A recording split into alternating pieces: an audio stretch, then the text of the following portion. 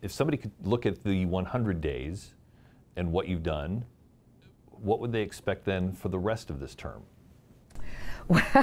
Well, you know, we haven't had the traditional onboarding like many campaigns have, where they have the first 45 days to get acclimated to the work that's in, set a team in place, and make sure that they're moving forward. We've had our 45 days and our 100 days combined, and when you talk about what we've done, we've had all the things, right? All the things from police-involved shooting to challenges with unhoused, to EMS services. And so our next 100 days, while we're going to continue to keep the pedal on economic development, we have to come up with a solution for our EMS service and reimagining what that means for the city, and working on our relationship with EMS service and the fire districts and the commissioners. We've been in conversations on what it looks like to work together, and how we can make sure that the community has the safety and EMS that it needs. So we'll continue to work on those for the next 100 days to be able to come up with some viable solutions for our community. Would that include using the 26 report as a guideline to maybe transferring away from that public service model, or is... You know, all options are open right now. I was on a call with a consultant last Friday looking at multiple solutions.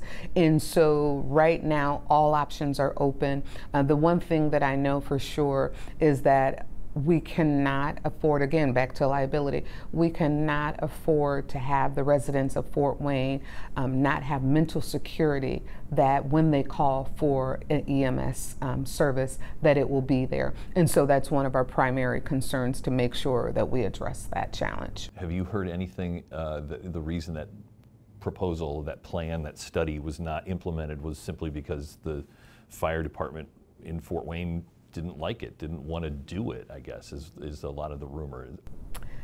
Well, you know, when you look at, right now we have the public utility model, and when you look at going to the fire model, I spent 20 hours on one Saturday researching all this, on one weekend researching the different models of EMS care.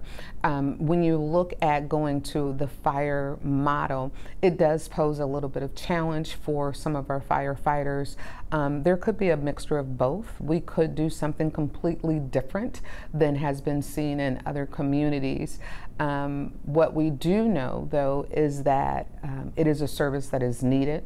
We have a great response team right now with our firefighters going out first, and our EM services provided through TRAA then come in to finalize services, or either to transport to one of our dynamic health systems. So that service model has been working for the city, but it also comes at a cost. And so as cost of EMS increase, we have to figure out how to best use the limited tax dollars that we have. And that's one of the things that we're looking at when we talk about solutions, whether we look at what would the impact be on the fire budget if it was under firefighters, right? What would the impact be if we continue using the third